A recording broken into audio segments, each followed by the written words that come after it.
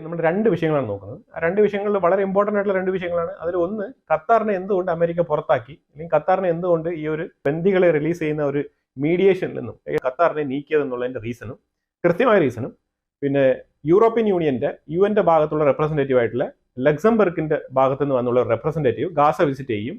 ഗാസയുടെ ഉള്ളിൽ UNRWAയുടെ സ്കൂളുകളുടെ ഉള്ളിൽ ഇൻസ്പെക്ഷൻ നടത്തുകയും ആ ഇൻസ്പെക്ഷനിൽ അവർ കണ്ടെത്തിയ കുറച്ച് ഭയാനകമായിട്ടുള്ള രംഗങ്ങളാണ് ഇവിടെ ഈ ഒരു രണ്ട് പോയിന്റാണ് ഈ വീഡിയോയിൽ സംസാരിക്കാൻ പോകുന്നത്. അതിൽ ആദ്യമേ നമ്മൾ ഈ UNRWAയുടെ ഇൻസ്പെക്ഷന് വേണ്ടി വന്ന കാര്യം നമുക്ക് നോക്കാം, എന്നിട്ട് ഖത്തറിന്റെ വിഷയത്തിലോട്ട് പോകാം. യൂറോപ്യൻ യൂണിയന്റെ ഭാഗത്ത് നിന്ന് റെപ്രസെന്റേറ്റീവ്, അതായത് ലക്സംബർഗിൽ നിന്ന് വന്ന ഒരു ഇൻസ്പെക്ഷൻ നടത്താൻ വേണ്ടി വന്ന ഇൻസ്പെക്ടർ ഗാസയുടെ സ്കൂളുകൾ വിസിറ്റ് ചെയ്യും. അവിടെ UNRWAയുടെ കീഴിലുള്ള ടീച്ചേഴ്സാണ്, ആ ഐഡന്റിറ്റി ബാഡ്ജിലുള്ള ടീച്ചേഴ്സാണ് അവിടെ കാര്യങ്ങൾ പഠിപ്പിക്കുന്നത്. പക്ഷേ ഈ കുട്ടികളെ പഠിപ്പിക്കുമ്പോഴത്തേക്കും അവരുടെ സിലബസ് നോക്കുമ്പോഴത്തേക്കും മൊത്തം ബ്ലണ്ടറാണ്. ബ്ലണ്ടർ എന്ന് പറഞ്ഞാൽ അവർ പ്രൊമോട്ടിങ് ടെററിസം പ്രൊമോട്ട് ചെയ്യുന്ന രീതിയിലുള്ള ടീച്ചിങ്സ് ആണ് അവിടെ കാണാൻ കഴിഞ്ഞത്. എല്ലാവർക്കും അറിയാം, യൂറോപ്യൻ യൂണിയൻ എന്ന് പറഞ്ഞു കഴിഞ്ഞാൽ ഇസ്രായേലിനെതിരെ നിൽക്കുന്ന ടീമാണ്. ഇസ്രായേലിനെതിരെ നിൽക്കാൻ വേണ്ടിയിട്ട് ഗാസയിൽ എന്തെങ്കിലും കിട്ടുമോ, എന്തെങ്കിലും ഹ്യൂമാനിറ്റേറിയൻ ആയിട്ടുള്ള പ്രശ്നങ്ങൾ, അതായത് മനുഷ്യാവകാശ ലംഘനങ്ങൾക്കുള്ള എന്തെങ്കിലുമൊക്കെ ഒരു ഇസ്രായേലിന്റെ മേളിൽ എന്തെങ്കിലും കുറ്റങ്ങൾ ചാർത്താൻ പറ്റുമോ എന്ന് പറഞ്ഞ് ഇൻസ്പെക്ട് ചെയ്യാൻ വേണ്ടിയിട്ട് വന്നതാണ് ഈ ഒരു സംഘടന ശരിക്കും പറഞ്ഞാൽ. അപ്പൊ അങ്ങനെ വന്ന സമയത്ത് കണ്ടെത്താൻ കഴിഞ്ഞതാണ് ഏറ്റവും ഭീകരമായിട്ടുള്ള അന്തരീക്ഷമാണ് അവിടുത്തെ സ്കൂളുകളിൽ നടക്കുന്നത്. അവിടെ ഒരുപാട് സർവീസുകളും ഈ കാര്യങ്ങളൊക്കെ നടക്കുന്നുണ്ട്. അതായത് ഞാൻ പറയുന്നത് വെസ്റ്റ് ബാങ്കും അതേപോലെ ഈ ഗാസയും കൂടെ ചേർന്നിട്ടാണ്. അപ്പൊ ഇപ്പൊ ശരിക്കും പറഞ്ഞാൽ വെസ്റ്റ് ബാങ്കിന് ഉള്ളിലാണ് ഈ ഒരു ഇൻസ്പെക്ഷന് വേണ്ടി വന്നത്. ഇതിൽ റമല്ല എന്ന് പറഞ്ഞ സ്ഥലത്താണ്. ഈ പണ്ടത്തെ ജൂദേയ സമാരിയ എന്ന് പറഞ്ഞ ആ രണ്ട് ഏരിയാസ് ആണ് ഈ പഴയ മാപ്പിൽ നമുക്ക് കാണാൻ കഴിയുന്നത്. പക്ഷെ ആ ഒരു മേഖല തന്നെയാണ് ഇപ്പൊ വെസ്റ്റ് ബാങ്ക് എന്ന് പറയുന്നത്. അതായത് ടെമ്പിൾ മൗണ്ട് അഥവാ അലക്സ മോസ്ക് ഇരിക്കുന്നതിന് ചുറ്റുപാടിൽ ഇരിക്കുന്ന സ്ഥലങ്ങളാണ് ഇപ്പൊ ഞാൻ പറഞ്ഞുകൊണ്ടിരിക്കുന്ന കാര്യം. ഞാൻ മാപ്പ് ഇവിടെ കാണിക്കാം, അതിനകത്ത് നിങ്ങൾക്ക് വളരെ കൃത്യമായിട്ട് മനസ്സിലാക്കാൻ പറ്റും. റമല്ല എന്നാണ് പറഞ്ഞ സ്ഥലത്തിന്റെ പേര്. അപ്പൊ അവിടെയാണ് പ്രധാനമായിട്ട് ഇൻസ്പെക്ഷൻ നടന്നത്. അവിടെ ഇൻസ്പെക്ഷൻ നടത്തിയ സമയത്ത് കണ്ടെത്താൻ കഴിഞ്ഞെന്ന് പറഞ്ഞാൽ അവർ വയലൻസ് ടീച്ച് ചെയ്യുന്നു. October 7 ഈ ഒരു കൂട്ടക്കൊല ഇസ്രായേലിനെതിരെ നടത്തിയതിനെ അവർ പ്രൊമോട്ട് ചെയ്ത് അത് അവർക്ക് കിട്ടിയ ഒരു വിക്ടറി ആയിട്ട് അവർ പല ടീച്ചേഴ്സും അവിടെ ഹമാസ് ടീച്ചിങ്സിൽ ഉൾപ്പെടുത്തി ഇത് പഠിപ്പിക്കുന്നുണ്ടെന്നുള്ള ഞെട്ടിക്കുന്ന വെളിപ്പെടുത്തലാണ് പുള്ളി പുറത്തു വെച്ചിരിക്കുന്നത്. പുള്ളി എക്സ് പ്ലാറ്റ്ഫോമിൽ ഈ ഒരു ടീച്ചറുമായിട്ട് UNRWAയുടെ ടീച്ചറായിട്ടുള്ള ആ ഒരു എംപ്ലോയിയുമായിട്ട് സംസാരിക്കുന്ന വീഡിയോ കൃത്യമായി വെളിയിൽ വിട്ടിട്ടുണ്ട്. ഇതല്ലല്ലോ പഠിപ്പിക്കേണ്ടത് ശരിക്കും പറഞ്ഞാൽ എന്നുള്ള രീതിയിൽ പുള്ളി അങ്ങോട്ട് ചോദിക്കുന്നുണ്ട്. അപ്പൊ അതിനുള്ള ഉത്തരം പുള്ളി സൈലന്റ് ആയിട്ട് നിൽക്കുന്ന ഒരു അവസ്ഥയാണ്. ആ ടീച്ചർ മിണ്ടാതെ നിൽക്കുന്ന ഒരു അവസ്ഥയാണ്. കാരണം ഈ ഹമാസിന്റെ അത്രമാത്രം ഈ ഒരു ഇൻഫിൽട്രേഷൻ ഈ കുട്ടികളെ ഇൻഡോക്ട്രിനേറ്റ് ചെയ്തുകൊണ്ടിരിക്കുകയാണ്. ഇത് 1990 മുതൽ അവർ ഈ പരിപാടി തന്നെയാണ് ചെയ്തുകൊണ്ടിരിക്കുന്നതാണ് ഈ ഒരു നിലവിലുള്ള കാര്യം പറയുന്നത്. 1990 ഈ അവസ്ഥയാണെന്നുണ്ടെങ്കിൽ അതിന് മുമ്പൊന്നും പറയേണ്ടതില്ല എന്നുള്ളതാണ്.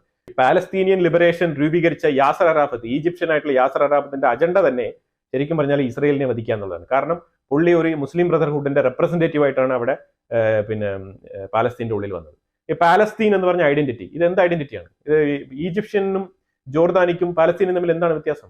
ഇവരെല്ലാം അറബ്സ് ആണ്. പണ്ട് ഇവര് ഈ ടെർമിനോളജി വെച്ച് നോക്കൂ. ഇത് ശരിക്കും ടെർമിനോളജി വെച്ചിട്ടാണ് നോക്കേണ്ടത്. അറബ്സ് എന്നാണ്. ഇത് കൊളോണിയൽ കാലഘട്ടത്തിൽ ബ്രിട്ടീഷ് മാൻഡേറ്റിന്റെ കീഴിലാണ് പാലസ്തീനിയൻ സ്റ്റേറ്റ് എന്ന് പറഞ്ഞ് എസ്റ്റാബ്ലിഷ് ചെയ്ത് കൊണ്ടുവരുന്നത്.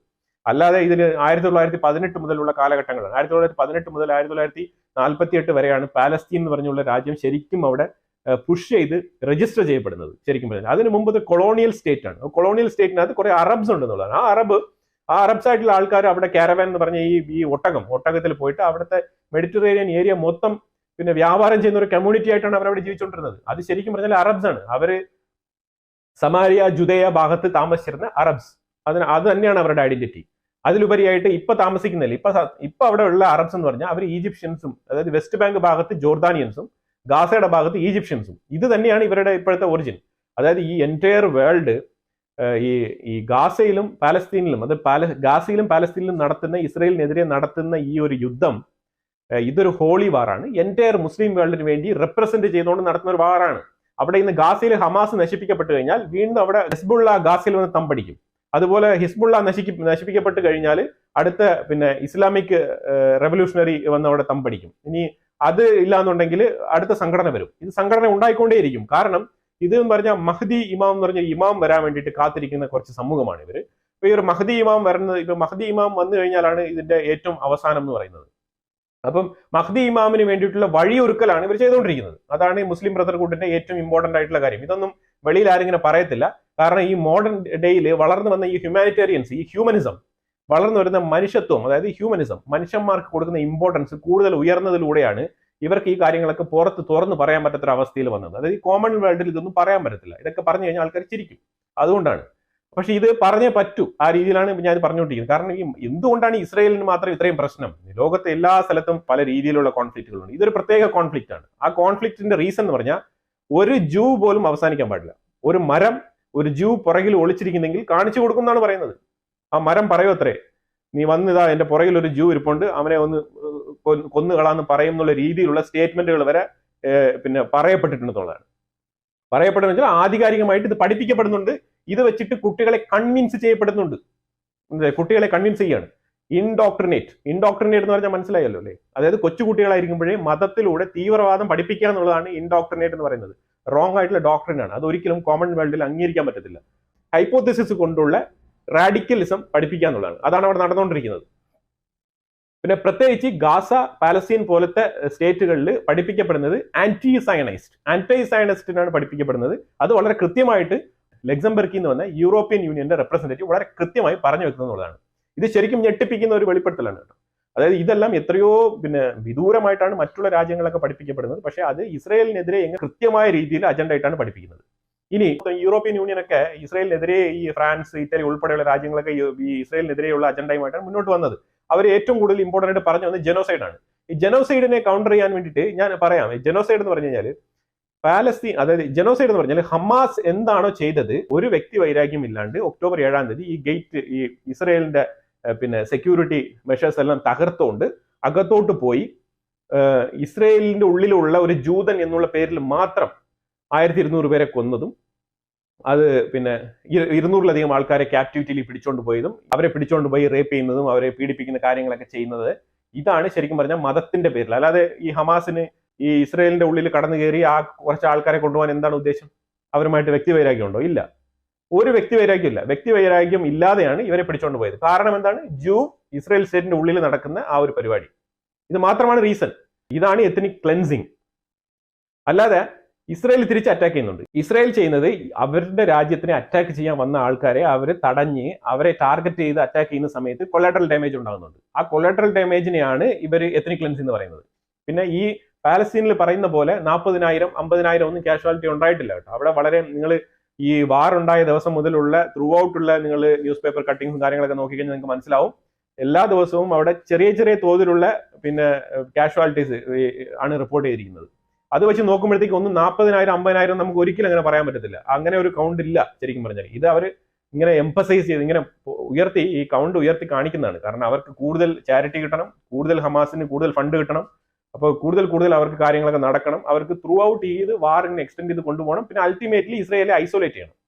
ഇത് വെച്ചുകൊണ്ടാണ് അവർ മുന്നോട്ട് പോകുന്നത്. ഇതാണ് ഇതിന്റെ ഈ ജനോസൈഡിന് ഞാൻ കൊടുക്കുന്ന ഒരു എക്സ്പ്ലനേഷൻ ആണ്. ശരിക്കും പറഞ്ഞാൽ ഇസ്രായേൽ ചെയ്യുന്നത് ജനോസൈഡ് അല്ല. ഇസ്രായേൽ അവരുടെ രാജ്യത്തിനെ ഡിഫെൻഡ് ചെയ്യാൻ നോക്കുമ്പോഴത്തേക്കും ടെററിസ്റ്റിനെ അറ്റാക്ക് ചെയ്യുന്നതിലൂടെ അവർക്ക് ഉണ്ടാകുന്ന കൊലാറ്ററൽ ഡാമേജ് ആണ്. അല്ലാതെ ഒരു മതത്തിന്റെ പേരിലോ അല്ലെങ്കിൽ മുസ്ലിം ആണെന്നുള്ള പേരിലോ അറബ് ആണെന്നുള്ള പേരിൽ ഇസ്രായേൽ അറ്റാക്ക് ചെയ്യുന്നതല്ല. നേരെ മറിച്ച് ഒക്ടോബർ 7 നടന്നത് ജനോസൈഡാണ്. വർഗീയമായി ചിന്തിച്ചുകൊണ്ട് ബോർഡർ ക്രോസ് ചെയ്ത് പോയി അറ്റാക്ക് ചെയ്ത് കൊന്നു കളഞ്ഞാണ്. അത് വർഗീയതയാണ്. അത് ശരിക്കും പറഞ്ഞാൽ ജനോസൈഡാണ്. അതാണ് ജനോസൈഡ്. അപ്പൊ ഇത് യൂറോപ്യൻ യൂണിയന് മനസ്സിലാവില്ലോ എന്ന് എനിക്കറിയത്തില്ല. എനിക്ക് മനസ്സിലാവുന്ന കാര്യമാണ്. ഇത് ആർക്കും മനസ്സിലാവും, കോമൺ സെൻസ് ഉള്ള ആൾക്കാർക്ക് മനസ്സിലാവുന്ന കാര്യമാണ്. അപ്പൊ ഈ ഒരു പഠനം അവിടെ നടക്കുന്നുണ്ട്. ഇതിന് പൂർണ്ണ ഉത്തരവാദിത്വം UNRWAയിലെ ടീച്ചേഴ്സ് ആണെന്നുള്ളത് വളരെ വ്യക്തമായിട്ട് പുള്ളി പറഞ്ഞു വെച്ചിട്ട് പോയിട്ടുണ്ടെന്നുള്ളതാണ്. ഇനി ഖത്തറിന്റെ കാര്യം ഞാൻ പറയാം. ഖത്തറിന്റെ വിഷയം എന്താണെന്ന് പറഞ്ഞാൽ 2017 ഖത്തറിനെ US-ന്റെ ഒരു ഇന്റലിജൻസ് റിപ്പോർട്ട് പ്രകാരം ഇവർ ടെറർ ഫണ്ടിങ് നടത്തുന്നു എന്നുള്ളതിന്റെ പേരിൽ മിഡിൽ ഈസ്റ്റിലുള്ള GCC കൺട്രിയിൽ മൊത്തത്തിൽ ഇവരെ ഐസൊലേറ്റ് ചെയ്ത് വെച്ചിരുന്നു. അപ്പൊ ആ ഒരു സാഹചര്യത്തിൽ ഖത്തർ വെളിയിലൊക്കെ ഭയങ്കരമായിട്ട് എന്തെങ്കിലുമൊക്കെ പറഞ്ഞുകൊണ്ട് ഞങ്ങൾക്ക് പ്രശ്നമില്ല, ഞങ്ങൾ ഒറ്റയ്ക്ക് മുന്നോട്ട് പോകും എന്നുള്ള രീതിയിലൊക്കെ നിന്നെങ്കിലും അത് മറ്റുള്ള രാജ്യങ്ങളൊക്കെ എന്തോ ഇവർക്ക് ഈ ഫുട്ബോളിന്റെ ഒരു വേൾഡ് കപ്പ് മത്സരം കിട്ടിയത് കൊണ്ട് മറ്റുള്ള GCC രാജ്യങ്ങൾക്കൊക്കെ ഇവരോട് അസൂയാണ് എന്നുള്ള രീതിയിലൊക്കെ ഉള്ള റൂമേഴ്സ് ഒക്കെ പരക്കെ ഉണ്ടായിരുന്നു ആ സമയത്ത് മിഡിൽ ഈസ്റ്റിൽ. സത്യാവസ്ഥ അതല്ല. സത്യാവസ്ഥ ശരിക്കും പറഞ്ഞാൽ ഇവർ ടെറർ ഫണ്ടിങ് ചെയ്തത് കൊണ്ട് മാത്രമാണ്, അമേരിക്കയുടെ ത്രെട്ട് കൊണ്ടാണ് ഇവരെ ഐസൊലേറ്റ് ചെയ്തത്. അല്ലെങ്കിലും ഈ മിഡിൽ ഈസ്റ്റിലുള്ള രാജ്യങ്ങൾ, GCC രാജ്യങ്ങളൊന്നും ഖത്തറിനെ ഐസൊലേറ്റ് ചെയ്യാൻ യാതൊരു പ്ലാനും ഇല്ലായിരുന്നു. അമേരിക്കയുടെ ഒരു പുഷ് കൊണ്ട് തന്നെയാണ്, ആ ഒരു ക്ലിയർ ആയിട്ടുള്ള എവിഡൻസ് കൊടുത്തത് കൊണ്ടാണ് ഈ മറ്റുള്ള രാജ്യങ്ങൾ അതിന് തയ്യാറായതെന്നുള്ളതാണ്. അപ്പൊ ആ രീതിയിലാണ് മുന്നോട്ട് പോയിക്കൊണ്ടിരുന്നത്. അപ്പൊ ഇത് തുടരെ ഇങ്ങനെ വർഷങ്ങൾ കഴിയുന്നതോറും ഖത്തറിന് ഇതൊരു ഭയങ്കര ഒരു ബുദ്ധിമുട്ടായിട്ട് മാറുകയുണ്ടായി. കാരണം ഖത്തറിന്റെ TV ചാനലായിട്ട് അൽ ജസീറ ഉൾപ്പെടെയുള്ള ചാനലുകളെല്ലാം മിഡിൽ ഈസ്റ്റുകളിൽ നിരോധിക്കുകയാണ് ചെയ്തത്. അത് വല്ലാത്ത ബുദ്ധിമുട്ട് ഖത്തറിന് സൃഷ്ടിച്ചു. ഖത്തർ അതുകൊണ്ട് ഈ വേൾഡ് കപ്പ് നടത്താനിരിക്കുന്നപ്പോൾ ഒരുപാട് കാണികളൊക്കെ വരേണ്ടതുണ്ട് അവിടെ. അപ്പൊ ആ ഒരു രീതിയിലൊക്കെ ചിന്തിച്ചപ്പോഴത്തേക്കും ഖത്തറിന് ഇതിനൊരു അപകടം മനസ്സിലായി. ഈ വേൾഡ് കപ്പ് നടത്തുമ്പോൾ ആൾക്കാരൊക്കെ അങ്ങോട്ട് പോയില്ല, മിഡിൽ ഈസ്റ്റിലുള്ള ബാനൊക്കെ ഉണ്ടെന്നുണ്ടെങ്കിൽ അപ്പൊ ഇത് ട്രാവലിങ്ങിനൊക്കെ ഭയങ്കര ബുദ്ധിമുട്ടുണ്ടാവും. അപ്പോൾ അതിനുവേണ്ടി ഈ ഫിഫ ഫുട്ബോൾ കമ്മിറ്റി ഖത്തറിന്റെ അടുത്ത് ഇതിനെക്കുറിച്ച് സീരിയസ് ആയിട്ടുള്ള ഒരു കൺസേൺ അറിയിച്ചിട്ടുണ്ടായിരുന്നു. ഇത് ഇങ്ങനെയാണെങ്കിൽ എങ്ങനെയാണ് ശരിയാകുക എന്നുള്ളത്. അപ്പോൾ ഖത്തർ അവർക്ക് വാഗ്ദാനം കൊടുത്ത് ഞാനിത് ശരിയാക്കാം എന്നുള്ള രീതിയിലുള്ള ഖത്തർ അതിനുള്ള ഒരു വാഗ്ദാനം അവർ കൊടുത്തിട്ടുണ്ടായിരുന്നു. അപ്പോൾ ആ വാഗ്ദാനത്തിന്റെ പേരിലാണ് അവർ ശരിക്കും പറഞ്ഞാൽ യുഎസിന്റെ അടുത്ത് വീണ്ടും അപ്രോച്ച് ചെയ്തപ്പോഴേക്കും ഞങ്ങളുടെ കാര്യങ്ങൾ റെക്ടിഫൈ ചെയ്യാം, നിങ്ങൾ കറക്റ്റീവ് മെഷേഴ്സ് കൊടുക്കൂ എന്നുള്ള രീതിയിൽ അവർ ചോദിച്ചത്. അപ്പോൾ യുഎസ് കുറെ റിക്വസ്റ്റ് കൊടുത്തപ്പോഴത്തേക്കും ഇവർ അതിന് എക്സ്പ്ലനേഷൻ കൊടുത്തപ്പോഴത്തേക്കും അതിനകത്ത് ഇവർ കൃത്യമായിട്ട് പറഞ്ഞിരുന്നു, ഞങ്ങൾ ചാരിറ്റിയാണ് ചെയ്യുന്നത്, ഞങ്ങൾ കൊടുക്കുന്ന ചാരിറ്റി എങ്ങനെയാണ്. അപ്പോൾ യുഎസ് പറഞ്ഞു ഇവിടെയൊക്കെ കട്ട് ചെയ്യണം എന്ന് പറഞ്ഞാൽ അങ്ങനെ കുറെ ഫണ്ടൊക്കെ യുഎസ് കട്ട് ചെയ്ത് കളഞ്ഞു, അവിടേക്ക് കൊടുക്കേണ്ടത്. പക്ഷേ അൾട്ടിമേറ്റ്ലി ഗാസയ്ക്ക് എയ്ഡ് കൊടുക്കണം. കാരണം ഗാസ 2005 ശേഷം അണ്ടർ കൺസ്ട്രക്ഷനിലാണ്. 2005-06 അറ്റാക്കിന് ശേഷം ഗാസ റീബിൽഡിംഗ് പ്രോസസ്സിലാണ്. അവിടെ ഒരുപാട് ചാരിറ്റിക്ക് ആവശ്യമുണ്ട്. അവിടെ 5 ലക്ഷത്തിലധികം ആൾക്കാർ റെഫ്യൂജി ആയിട്ട് രജിസ്റ്റർ ചെയ്തിട്ടുണ്ട്. 3 ലക്ഷത്തിലധികം കുട്ടികൾ അവിടെ ഉണ്ട്. അപ്പം ഇവർക്കെല്ലാം ചാരിറ്റി കൊടുക്കണം എന്നുള്ള രീതിയിലാണ് ഖത്തർ അങ്ങോട്ട് റിക്വസ്റ്റ് വെച്ചത്. അപ്പോൾ യുഎസ് അത് അംഗീകരിക്കുകയാണ് ചെയ്തത്. പക്ഷേ അതിന് യുഎസ് ഒരു ക്ലോസ് വെച്ചു, ഇസ്രായേലിന്റെ ഒരു അപ്രൂവൽ കൂടെ വേണമെന്നുള്ളത്. അപ്പോൾ ഇസ്രായേലുമായിട്ട് സംസാരിച്ചു. ഇസ്രായേലിന്റെ ഷിൻബറ്റ്, മൊസാദ് ഉൾപ്പെടെയുള്ള സംഘടനകളുടെ ലീഡേഴ്സ് എല്ലാം സംസാരിച്ച്, ബെഞ്ചമിൻ നെതന്യാഹു എല്ലാം സംസാരിച്ച് ഖത്തറിന്റെ അടുത്ത് പറഞ്ഞു ഓക്കെ നിങ്ങൾ എയ്ഡ് കൊടുത്തോ എന്നാണ് പറഞ്ഞത്. പക്ഷേ കൊടുക്കുമ്പോൾ അവരെ ഒന്ന് അറിയിക്കണമെന്ന് പറഞ്ഞു.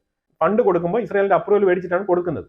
പക്ഷെ അവിടെ സംഭവിക്കുന്ന പറഞ്ഞാൽ ഈ 2005 കാലഘട്ടത്തിന് ശേഷം ചില ചെക്ക് പോയിന്റുകളിൽ സെക്യൂരിറ്റി മെഷേഴ്സ് ഏർപ്പെടുത്തുന്നതിൽ ഉപരിയായിട്ട് ഇസ്രായേൽ എന്ന് പറഞ്ഞ രാജ്യം IDF ഗാസയ്ക്കുള്ളിൽ ഒരിക്കലും പോയിട്ടില്ല എന്നുള്ളതാണ്. അപ്പൊ ഇവര് ശരിക്കും ഈ ഹമാസ് ഈ വൈരാഗ്യം ഉള്ളിൽ വെച്ചുകൊണ്ട് ഇവർ പ്രവർത്തിച്ചുകൊണ്ടിരുന്നു. പക്ഷേ ഗാസയിലെ ജനങ്ങൾക്ക് നല്ലത് കിട്ടിക്കോട്ടെ എന്ന് പറഞ്ഞ് ഇസ്രായേൽ എന്ത് ചെയ്ത് ഹമാസ് ഫണ്ട് പോകുന്നതിനെ തടഞ്ഞില്ല. ഖത്തറിന്റെ ഫണ്ട് പോകുന്നതിനെ തടഞ്ഞില്ല എന്നുള്ളതിലുപരി ഗാസയിലുള്ള 17,000 പാലസ്തീനികൾക്ക് ഇസ്രായേലിൽ ജോലി കൊടുത്തിരുന്നു. അവർക്ക് ID കാർഡും കൊടുത്ത് ജോലിയും കൊടുത്തിരുന്നു. ഇവർ 17,000 പേര് ബോർഡർ കടന്ന് പോയി ജോലി ചെയ്തിട്ട് ദിവസേന ഗാസയ്ക്കുള്ളിൽ വന്നുകൊണ്ടിരുന്ന സ്ഥലമാണിത് ഒക്ടോബർ 7 തീയതി വരെ.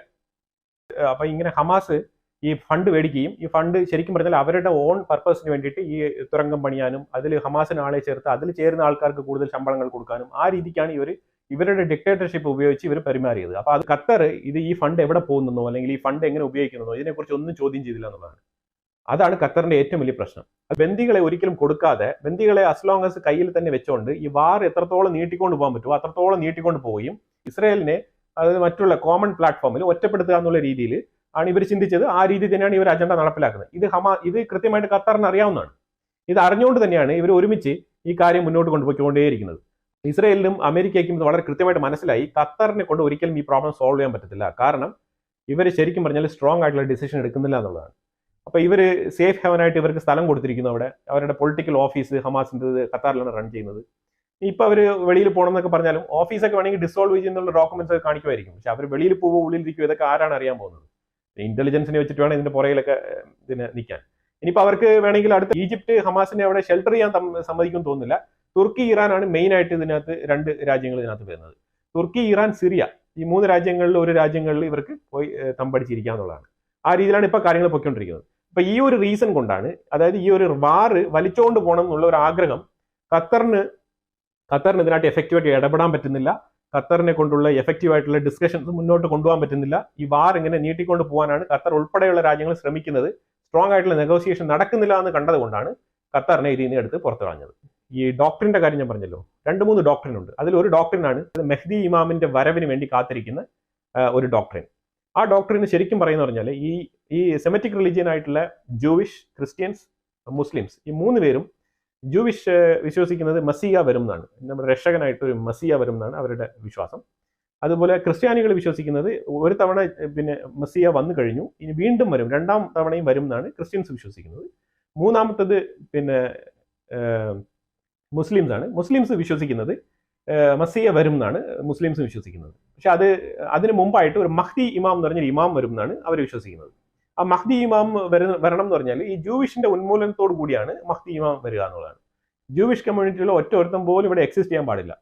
അപ്പോഴാണ് മഹ്ദി ഇമാം വരിക എന്നുള്ളതാണ് ഇവരുടെ വിശ്വാസം. ഇത് ആധികാരികമായിട്ടുള്ള വിശ്വാസമാണ്, ഫണ്ടമെന്റൽ ആയിട്ട് സ്ക്രിപ്റ്ററിൽ എഴുതി വെച്ചിരിക്കുന്ന വിശ്വാസമാണ് ഞാൻ പറഞ്ഞുകൊണ്ടിരിക്കുന്നത്. അപ്പൊ അതുകൊണ്ട് തന്നെയാണ് ഈ ഒരു ഇസ്രായേലിന്റെ ഉള്ളിൽ ഈ ഒരു ഫൈറ്റ് നടക്കുന്നത്. അത് ഞാൻ പറഞ്ഞ കണക്ക് തന്നെയാണ്. ഈ ഹമാസ് പോയാലും വേറൊരു ഹമാസ് അവിടെ വരും. കാരണം ഇസ്രായേലിനോട് ഫൈറ്റ് ചെയ്യുക എന്നുള്ളതാണ് ഈ ജീവിത ലക്ഷ്യം. ഇസ്രായേലിനോട് ഫൈറ്റ് ചെയ്യാൻ വേണ്ടിയിട്ടാണ് ഓരോ പാലസ്തീനും ജനിക്കുന്നതെന്നാണ്. ഓരോ പാലസ്തീനും ജനിക്കുമ്പോഴേ ഈ ഡോക്ടറിനേഷൻ പഠിപ്പിക്കുന്നതിലൂടെ ഇവർ ഉദ്ദേശിക്കുന്നത് ഈ മുസ്ലിം ബ്രദർഹുഡ് വളരെ സ്ട്രോങ് ആയിട്ട് പാലസ്തീനെ മാനിപ്പുലേറ്റ് ചെയ്ത് അവിടുത്തെ കിഡ്സിന്റെ മനസ്സിലെല്ലാം ഇത് വിതച്ചിട്ടുണ്ടെന്നുള്ളതാണ്. ഇന്ന് ഞാനൊരു വീഡിയോ കണ്ടിട്ടുണ്ടായിരുന്നു. ജബാലിയ ഭാഗത്ത് നിന്ന് ഇറങ്ങിപ്പോകുന്ന അത്രയും പലായനം ചെയ്തു പോകുന്ന ആൾക്കാരുടെ അടുത്ത് ചാനൽ 24ന്റെ ആൾ ചോദിക്കുന്നുണ്ട്. അവർ ഫുള്ളി ഹമാസിനെ അത്ര വെറുത്ത് സംസാരിച്ചിട്ടാണ് പോകുന്നത്. ഈ പാലസ്തീനിൽ ഉള്ള ജനങ്ങൾക്ക് ഒന്നും ഹമാസിനെ ഒരു താല്പര്യമില്ല എന്നുള്ളതാണ്. ഈ ഒക്ടോബർ 7 ഇവർ ചെയ്ത അറ്റാക്കിൽ പാലസ്തീൻ ജനങ്ങൾ വളരെയധികം ദുഃഖിതരാണ്. അവര് ശരിക്കും പറഞ്ഞാൽ ഇവരെ ഒരുത്തനൊക്കെ കാർക്കിച്ച് തുപ്പാണ് ഇവരെ. എന്തിനാണ് ഇവ ഇങ്ങനെ ചെയ്തതെന്ന് പറഞ്ഞിട്ട്. കാരണം ഇവര് ഈ ഒരു വാർ ഫീൽഡിൽ ഇസ്രയേൽ എന്താണോ ഫോളോ ചെയ്യേണ്ടത് അത് കൃത്യമായി ഫോളോ ചെയ്തിട്ടുണ്ട്. അത് ഫോളോ ചെയ്തിട്ട് അത് ഫോളോ ചെയ്തതിന് ശേഷമാണ് ഇത്രയും കാഷ്വാലിറ്റീസ് ഉണ്ടായിരിക്കുന്നത്. ഇല്ലെങ്കിൽ നല്ല രീതിയിലുള്ള അറ്റാക്ക് ആണെന്നുണ്ടെങ്കിൽ അവിടെ 20 ലക്ഷം ആൾക്കാർ മരിച്ചു പോയേനെ. ആ രീതിയിലാണല്ലോ നമ്മൾ ചിന്തിക്കേണ്ടത്. അപ്പോൾ എന്തായാലും ഈ വാർ എത്രയും വേഗം അവസാനിക്കട്ടെ എന്ന് തന്നെയാണ് ഞാൻ വിചാരിക്കുന്നത്. പിന്നെ ഈ ഒരു ഡോക്ട്രിനേഷൻ ടീച്ചിങ് അത് വളരെ ഭയാനകമായിട്ട് എനിക്ക് തോന്നി. കാരണം ഈ വാർ ഇപ്പോൾ അവസാനിക്കും. കാരണം നമ്മൾ പനി ചികിത്സിക്കുന്നതിന് മുമ്പ് പനിക്കുള്ള കാരണം ഉണ്ടല്ലോ, ആ കാരണത്തിനെ ചികിത്സിക്കണമല്ലോ. അപ്പോൾ ഈ കാരണം എന്നുള്ളതാണ് ഈ ഒരു ഡോക്ട്രിൻ പഠിപ്പിക്കുന്നത്. അതിനെയാണ് ചികിത്സിക്കേണ്ടത്. ഇതിങ്ങനെ മുന്നോട്ട് പോകുന്നിടത്തോളം കാലം ഇസ്രയേൽ ഹമാസ് പോരിനൊരു അന്ത്യം ഉണ്ടാവത്തേയില്ല എന്ന് തന്നെയാണ് ഞാൻ വിശ്വസിക്കുന്നത്. ഒരു വിഷയം കൂടെ ഞാൻ പറഞ്ഞ് അവസാനിപ്പിക്കാം. ആ ഒരു വിഷയം എന്ന് പറഞ്ഞാൽ ഈ ഒരു ചെയ്യുന്ന പാപങ്ങൾക്ക് ഒരു കാറ്റഗറി ഉണ്ട്. അത് ഇസ്ലാമിൽ വളരെ കൃത്യമാണ്. കാരണം ഇന്ന് ഞാൻ പറഞ്ഞല്ലോ ഈ ഹ്യൂമനിസം, അതായത് ഈ ഹ്യൂമാനിറ്റേറിയൻ ഇതൊക്കെ വളരെ ഉന്നത നിലയിൽ എത്തിയിട്ടുണ്ട്. അപ്പോൾ അതുകൊണ്ടാണ് നമ്മൾ യൂറോപ്യൻ യൂണിയനൊക്കെ ഈ ഒരു അറ്റാക്ക് 7-ാം തീയതി ഇവർ ചെയ്താലും തിരിച്ച് ഇസ്രയേൽ അറ്റാക്ക് ചെയ്തതിലൂടെ ഒരുപാട് കാഷ്വാലിറ്റീസ് കൂടുമ്പോഴത്തേക്കും ഈ കൊടിയും ഇതൊക്കെ പൊക്കിക്കൊണ്ട് വരുന്നത്. അത് നമ്മുടെ ആ മാനവിക ബോധം ഉണർന്നതിൻ്റെ, സൊസൈറ്റി ഡെവലപ്പ് ആയതിൻ്റെ ഒരു വെളിപാടാണ് നമ്മൾ കാണുന്നത്. അല്ലാന്നുണ്ടെങ്കിൽ ഒരു ബാർബേരിക്കാണെങ്കിൽ ഇങ്ങനെ ആരും കൊടി പൊക്കിക്കൊണ്ട് വരത്തില്ല. ഇങ്ങനെ പ്ലക്കാർഡ് പിടിച്ചുകൊണ്ട് നിങ്ങൾ ഇസ്രയേൽ ഫ്രീ പാലസ്തീൻ എന്ന് പറഞ്ഞുകൊണ്ട് ആരും വരത്തില്ല. ഇത് മാനവികതയുടെ സൂചനയാണ് ഞാൻ പറഞ്ഞുകൊണ്ടിരിക്കുന്നത്. അപ്പോൾ അവിടെ നിങ്ങളൊരു ബാർബേരിക് നിയമം വെച്ചിട്ട് നിങ്ങൾ നോക്കിക്കഴിഞ്ഞാൽ ഒരു അളവുകോൽ, ഒരു മെഷർമെന്റ് ഞാൻ എടുത്ത് നോക്കുകയാണ്. ഒരു മെഷർമെന്റിൽ ദൈവനിന്ദ, ബ്ലാസ്ഫമി, ഓക്കെ, ഒരു കുറ്റം. ഇനി ഒരു കുറ്റം റേപ്പിംഗ്. സാധാരണ ആൾക്കാർക്ക് ഏതാണ് ഏറ്റവും കൂടുതൽ ഇമ്പാക്റ്റ് ഉണ്ടാക്കുക? എന്നെ പോലെ ഒരാളാണെന്നുണ്ടെങ്കിൽ ഞാൻ തീർച്ചയായിട്ടും പറയും റേപ്പ് തന്നെയാണ് ഏറ്റവും കൂടുതൽ ശിക്ഷ കിട്ടേണ്ട ഒരു കുറ്റകൃത്യം എന്ന് ഞാൻ ഒരു അർത്ഥശങ്കയ്ക്കിടയിലാണ് ഞാൻ പറയും. പക്ഷെ അതേസമയം ശരിയ പറയുന്നത് അങ്ങനെയല്ല. ശരിയ പറയുന്നത് ദൈവനിന്ദയാണ് ഏറ്റവും വലിയ തെറ്റെന്ന് പറയും. ഞാൻ ഇതിൽ എക്സ്പ്ലനേഷൻ ഞാൻ ചെയ്യേണ്ടെന്ന് ഞാൻ വിചാരിക്കുന്നു. എന്തായാലും ഈ വീഡിയോ ഞാൻ ഇവിടെ അവസാനിപ്പിക്കുകയാണ്. ഇതിനെക്കുറിച്ചുള്ള നിങ്ങളുടെ അഭിപ്രായങ്ങൾ, ഈ വിഷയത്തിൽ കൂടുതൽ അറിവുകളുള്ള ആൾക്കാർ കമന്റ് ബോക്സിൽ രേഖപ്പെടുത്തുക. അതുപോലെ തന്നെ ഈ വീഡിയോ ഇഷ്ടപ്പെട്ടെങ്കിൽ ലൈക്ക് ചെയ്യുക, ഷെയർ ചെയ്യുക. നിങ്ങൾ ആദ്യമായിട്ടാണ് ഈ ചാനൽ കാണുന്നുണ്ടെങ്കിൽ മറക്കാതെ ചാനൽ സബ്സ്ക്രൈബ് ചെയ്യുക. വീണ്ടും അടുത്തൊരു വിഷയമായിട്ട് വരാം. Thank you so much.